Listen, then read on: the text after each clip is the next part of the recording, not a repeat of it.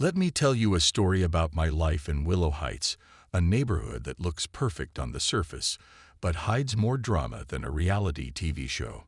When my husband and I first moved here, we thought we'd hit the jackpot. The streets were clean, the houses beautifully maintained, and everyone seemed friendly, at least at first glance. But soon enough, I realized there was one person who ruled this place with an iron fist: Karen, the head of the Homeowners Association, HOA.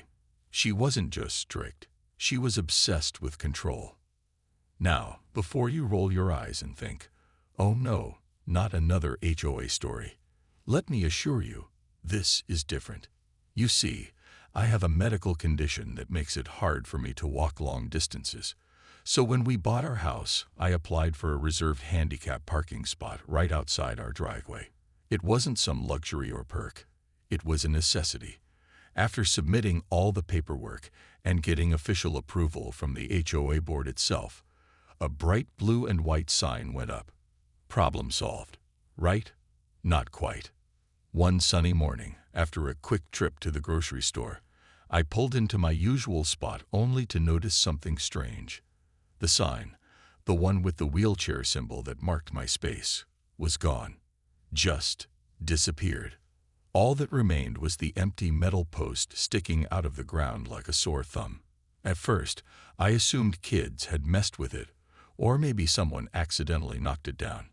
But then I saw Karen across the street, watering her flowers with a smug look on her face. That's when suspicion started creeping in. You might wonder why I didn't immediately march over and confront her. Well, part of the reason was because I'm not the type to jump to conclusions without proof. And honestly, I wanted to believe she wouldn't stoop so low as to steal a handicap parking sign. But deep down, I knew better. Karen had already tried twice to revoke my parking permit, claiming vague complaints from neighbors that turned out to be anonymous notes written in her own handwriting. This woman thrived on making people miserable under the guise of enforcing rules. What Karen didn't know, and what gave me a glimmer of hope, was that I'd anticipated trouble. Before the sign was installed, I secretly attached a tiny GPS tracker to it. Call me paranoid, but after dealing with Karen's antics for months, I figured it was better to be safe than sorry. So instead of panicking, I calmly went inside, grabbed my phone, and opened the tracking app. Sure enough, the little blinking dot representing my stolen sign was moving steadily down Maple Lane, the same direction Karen had walked moments earlier. My heart raced as I stared at the screen. Was it possible? Had she really taken it? If so, why? Was this some twisted power play? Or did she genuinely believe she was doing the neighborhood a favor by removing my sign? Either way, it didn't matter. What mattered was that I now had evidence, and if there's one thing Karen hates, it's being caught red-handed. As I stood there, clutching my phone, I felt a mix of anger and determination bubbling inside me. For too long, Karen had bullied people into submission, hiding behind her title as HOA president. But this time, she'd made a mistake, a big one. Because stealing a handicap parking sign isn't just petty, it's cruel. And if there's one thing I can't stand, it's cruelty disguised as righteousness. I glanced out the window again, watching Karen tend to her roses like nothing was wrong. Little did she know, her days of unchecked power were numbered. Whatever happened next, one thing was certain: Karen was going to regret taking my sign. After seeing the tracker's blinking dot move toward Karen's house, I couldn't just sit still. My mind was racing with questions and emotions. Anger, disbelief, and even a little thrill at having caught her in the act. But I knew I had to stay calm. Acting impulsively wouldn't help me prove my point or get my sign back. Instead, I needed evidence, solid, undeniable proof that would expose Karen for what she truly was: a bully hiding behind rules. I grabbed my car keys and headed out, telling Ryan I'd be back soon. He gave me a worried look but didn't argue. Deep down, he knew how much this sign meant to me, not as some trivial possession, but as a symbol of fairness and respect. And Karen had crossed a line by taking it. As I drove through the neighborhood, following the tracker's signal, I couldn't help but feel like I was living in some strange detective movie. Who would have thought I'd ever find myself tracking down a stolen handicap parking sign? The irony wasn't lost on me. If someone had told me 6 months ago that I'd end up doing something like this, I would have laughed in their face. But here I was, navigating quiet suburban streets while keeping one eye on my phone screen. The tracker led me straight to Karen's house, which came as no surprise. What did surprise me, though, was where the signal stopped. Instead of pointing to her garage or shed, places you'd expect someone to hide a stolen item, the blinking dot indicated the sign was somewhere behind her rose bushes. Seriously, she hadn't even bothered to bring it inside. Either she thought no one would suspect her, or she simply didn't care because she assumed she could get away with anything. I parked a few houses away and got out of the car, careful not to draw attention. The last thing I needed was for Karen to spot me snooping around before I had all the facts. Heart pounding, I crept along the sidewalk, sticking close to the shadows cast by the setting sun. When I reached her yard, I crouched low and peered through the thick leaves of her prized rose bushes. Sure enough, there it was, my sign, propped against the fence like some kind of twisted trophy. Before I could decide what to do next, I heard footsteps crunching on gravel. Panic surged through me as I ducked lower, praying Karen wouldn't notice me. A moment later, she appeared, holding a pair of gardening gloves. She glanced around suspiciously, then bent down to inspect the sign. Her lips curled into a satisfied smirk, and I felt my blood boil. How dare she look so pleased with herself after stealing something that didn't belong to her?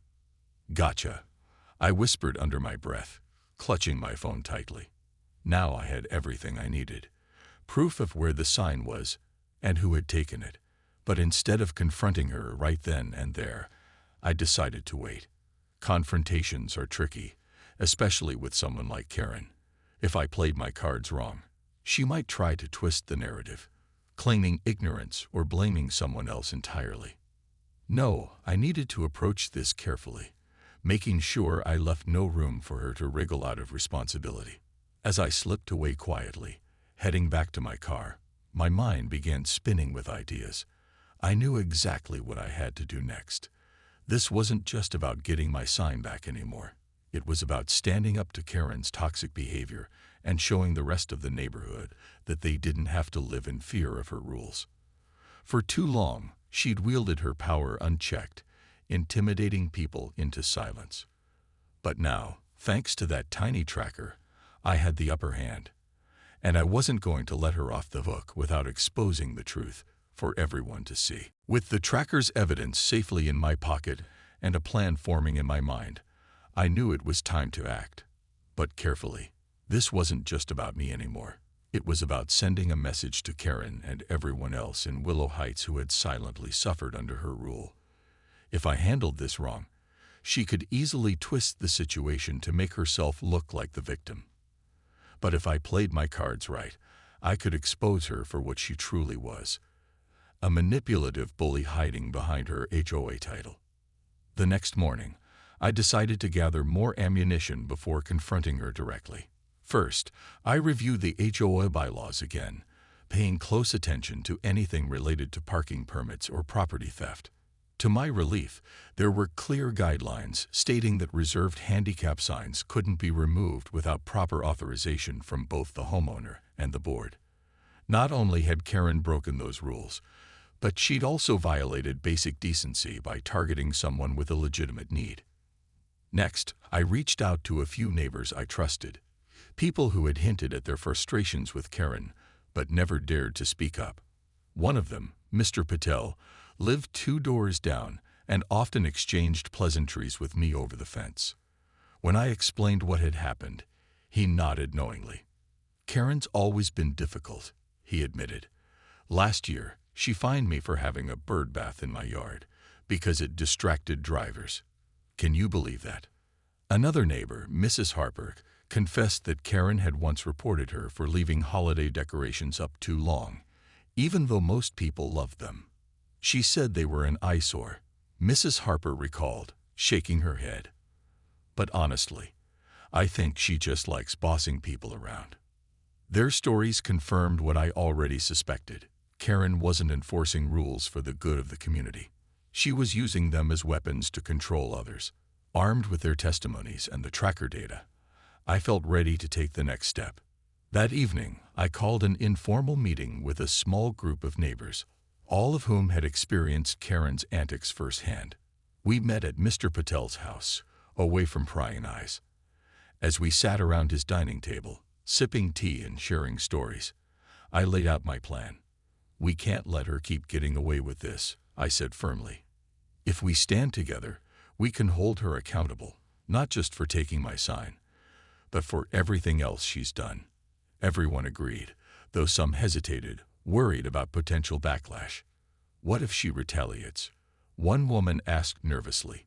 It was a valid concern, but I reminded them that strength comes in numbers.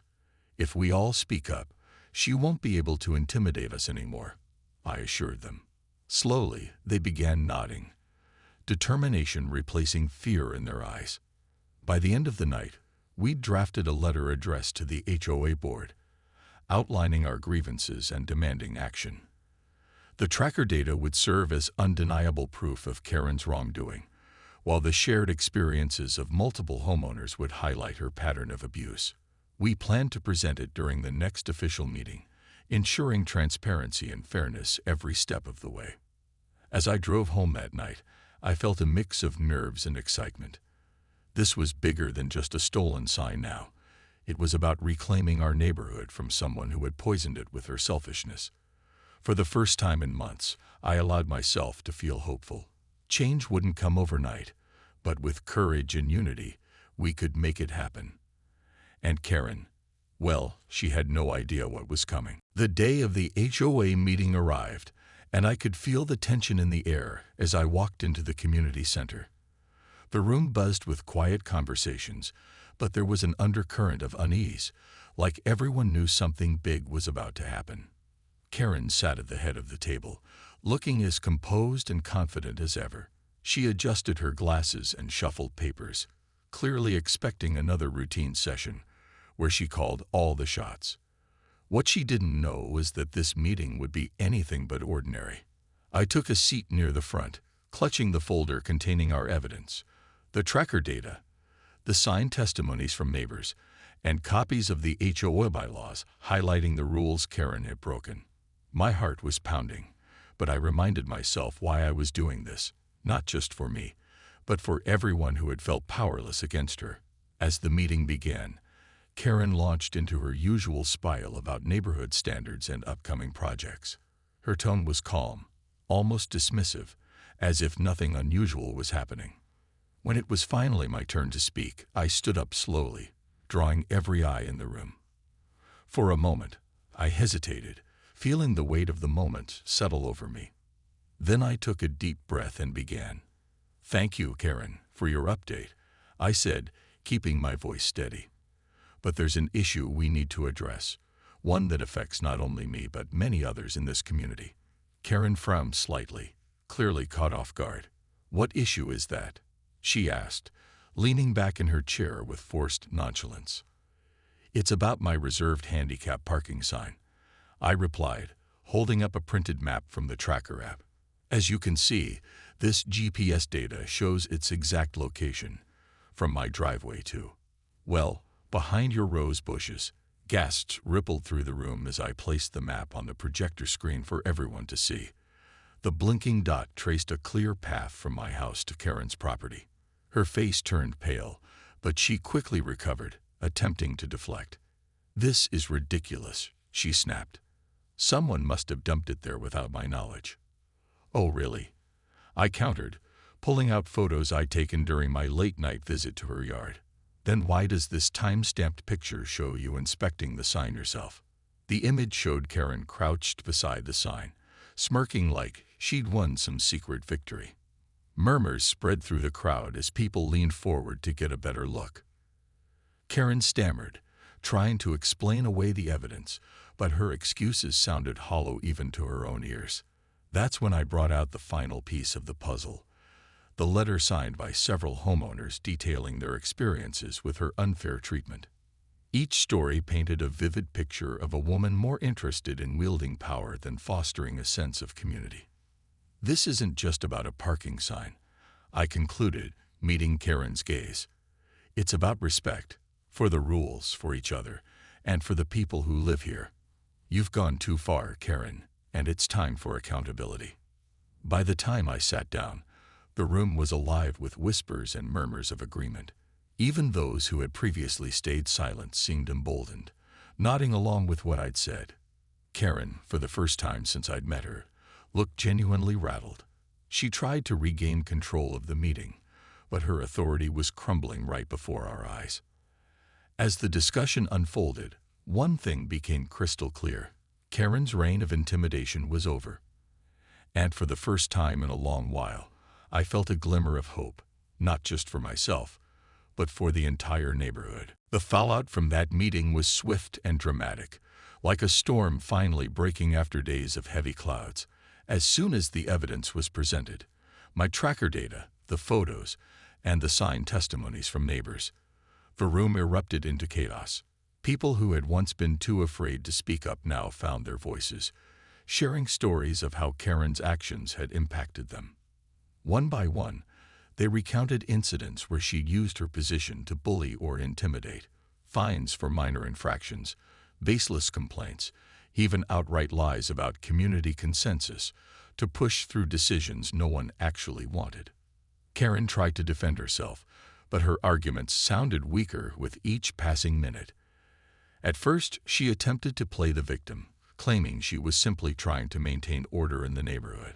But when pressed for specifics, her explanations fell apart. She couldn't justify why my parking sign, a legally approved accommodation, had ended up in her backyard, nor could she explain why so many people felt mistreated under her leadership. The more she talked, the more desperate she seemed, until she finally lapsed into frustrated silence. By the end of the meeting, the board members, who had always stayed quiet during Karen's reign, were visibly uncomfortable. They exchanged uneasy glances, knowing they couldn't ignore what had just unfolded. After a brief closed-door discussion, they returned with a verdict. Karen would be removed as HOA president immediately. Additionally, she was fined for misconduct and ordered to pay restitution for the cost of replacing my stolen sign. It wasn't just punishment, it was a public acknowledgement that her behavior had gone too far. But the drama didn't stop there. In the days following the meeting, whispers spread throughout Willow Heights. Neighbors who had previously avoided me now stopped to chat, thanking me for standing up to Karen. Some admitted they'd been scared to cross her before, fearing retaliation through fines or other petty grievances. Others expressed relief that someone had finally exposed her tactics. For the first time in years, I saw smiles on faces that had once looked tense and guarded. Karen, meanwhile, retreated into herself. She stopped attending neighborhood events and avoided eye contact whenever we passed each other on the street. Her meticulously maintained yard began to show signs of neglect. Overgrown bushes, wilting flowers, piles of leaves left unraked. It was almost poetic justice, watching the Queen of Perfection lose control of not only her title, but also her carefully curated image. Despite the victory, I knew this was only the beginning. Removing Karen from power didn't magically fix everything. The damage she'd caused ran deep. Trust needed to be rebuilt, and the HOA itself required serious reform. So, I did something unexpected. I decided to run for the open presidency position. To my surprise, and perhaps even to my own, I won in a landslide election. The same neighbors who had cowered under Karen's rule now rallied behind me, eager for change. As the new HOA president, I worked tirelessly to create a fairer, more inclusive environment. We rewrote outdated rules, eliminated unnecessary restrictions, and established clear channels for addressing concerns without fear of retribution. Reserved parking permits became permanent fixtures for those who needed them, and anonymous complaints were banned unless backed by solid evidence. Slowly but surely, Willow Heights began to feel like a real community again, one built on mutual respect rather than fear. Looking back, I realized that taking down Karen wasn't just about justice for a stolen sign. It was about reclaiming our neighborhood from someone who had poisoned it with her selfishness. And while the scars of her leadership wouldn't disappear overnight, we were finally on the path to healing. With Karen out of the picture and me stepping into the role of HOA president, Willow Heights began to transform in ways I hadn't even imagined possible. At first, it felt surreal, going from being one of Karen's biggest critics to leading the very organization she had once dominated. But I knew this was an opportunity to set things right, not just for myself, but for everyone who called this neighborhood home. Change wouldn't happen overnight, but with patience and effort, we could create something better, a community where people felt valued instead of controlled. One of the first things I did as president was hold a series of open forums. These weren't formal meetings like the ones Karen used to run. They were casual gatherings designed to encourage honest conversation. I invited neighbors to share their thoughts, concerns, and ideas without fear of judgment or retaliation. For many, it was the first time they'd ever been asked for input, and the response was overwhelming. People came forward with suggestions ranging from practical improvements, like fixing potholes on Maple Lane, to creative initiatives, like organizing seasonal block parties. It was heartwarming to see how eager everyone was to contribute when given the chance. Of course, there were challenges along the way. Some residents still carried lingering resentment from Karen's era, hesitant to trust anyone in a leadership position, even me. Others worried that loosening rules would lead to chaos, echoing some of Karen's old arguments about maintaining standards. To address these fears, I made transparency a top priority. Every decision went through a collaborative process involving input from multiple homeowners, and all financial records were made publicly available. This openness helped rebuild trust, showing everyone that their voices truly mattered. As the weeks turned into months, the neighborhood began to feel alive again.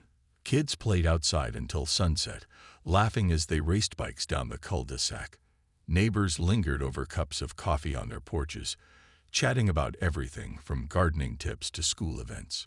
Even small gestures, like sharing fresh-baked cookies or offering to help carry groceries, became commonplace.